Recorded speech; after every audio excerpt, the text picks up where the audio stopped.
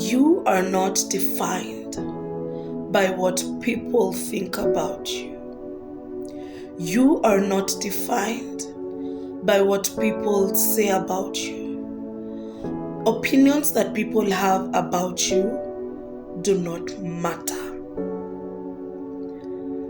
Just what people think and feel about you does not matter. What matters is, what does God think about you? What does God say about you?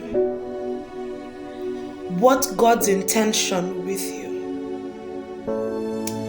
Some of us, we are walking voiceless. But today I want you to look deep inside your heart. And it's time you took your power back. It's time you took your power back. And see that the society and your family and every other person does not define who you are. It is time to have your voice. It is time you stopped taking in nonsense from everyone. You have allowed yourself to be humiliated by family. You have allowed yourself to be humiliated by friends. You have allowed yourself to be humiliated by co-workers. You have allowed yourself to be humiliated by your peers. That has made you become a people pleaser. But listen, it's time to stop. Because you being addicted to being a people's pleaser needs to stop. You have a voice. You have a mind of your own. And that is why in between the two ears, God put this big brain so that you can think. Any other person's opinion do not matter. But what do you think about yourself? What does God think about you? What does God say about you? I know at times we try so much to seek validation from people, and the same people at times end up disappointing and hurting us. But it's time to have your voice back. It's time to put a voice in that beautiful face. It's time to put a voice in that handsome face. You're not defined by the standards of people. I always tell people, and I know this is a very bad example, that opinions are like buttholes. Each person has one. So you cannot block people from having opinions. But deep inside you, who are you? Deep inside you, and you know it's true. You have allowed yourself to take in so much garbage from people. You have allowed yourself to take in so much crap from people. You have allowed people to push you left, right, center. You've become a permanent pushover. At times, I know we get to that place because we maybe are in circumstances where things are maybe tough. You're unemployed, you're not able to afford the basic necessities. I know because I've been there. And you've allowed people to say things about you, to define who you are. You've allowed relations, you stay in that relationship to find an identity. Talking about this makes me emotional because it was once my journey. And let me tell you one thing. The day I found my footing, I realized I'm able to speak my voice. I'm able to speak my heart. I'm able to say, you know what, you've hurt me.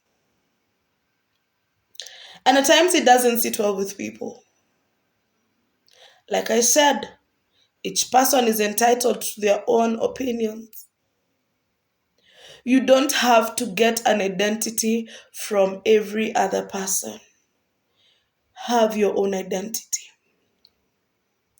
I always tell teenagers, because at the teen age is when people now is when they start developing their and finding their true selves and finding their identity, knowing who they are.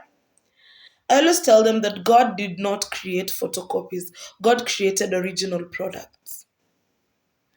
And at times we allow ourselves to become photocopies of people just to fit in. You don't have to fit in into people's circle. Create your own circle and set your own rules. Let people bend to you, your rules and your circle. It is time you stopped being a people's pleaser. It is time you stood your ground and you said enough is enough. You don't have to stay in that toxic relationship. You don't have to stay in that toxic marriage. You don't have to stay in that toxic friendship. You don't have to stay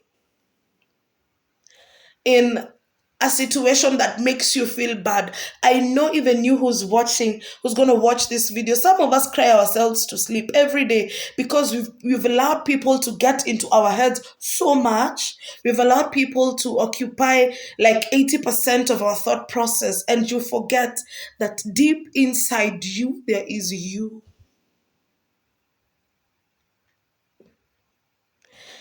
And you need to understand this: when God created you, He created you.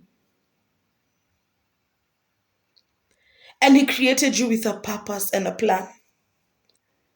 Jeremiah 29:11 says, "For I know the plans I have for you, declares the Lord, plans for good and not for evil, plans to give you a hope and a future." If God Himself knew that He's creating you with a plan and He has a purpose for you, why do you allow yourself? I know it's easier said than done, but why do you allow yourself to be put in this bottle, in this cocoon, and unafungiwa upon that? Why do you allow yourself to be locked and tied inside that by people's definition of you? Jeremiah 33 verse 3 says, "Call unto me and I will answer you." Meaning that if you call to God and tell Him, "God, show me, let me live in accordance to my purpose," He will show you your purpose on this earth. He will show you your direction in this earth. At times, I was actually reading somewhere where there's a lady who said she can't stay single. It's not hard being single. Stay. I've been. It's not hard. You don't have to force yourself into relationships just to get an identity, no. I know of people who have mastered the skill of finding themselves. And I want you to do that. Just know that you're not defined by the standards of people. You are defined by what God says about you. And every single day, God is just a prayer away. Call Him. Call Him. All right? Please. It's time you stopped being a people's pleaser. It's time you found your voice and you stood your ground. Remember, God loves you and you need to love yourself more. All right? Shalom.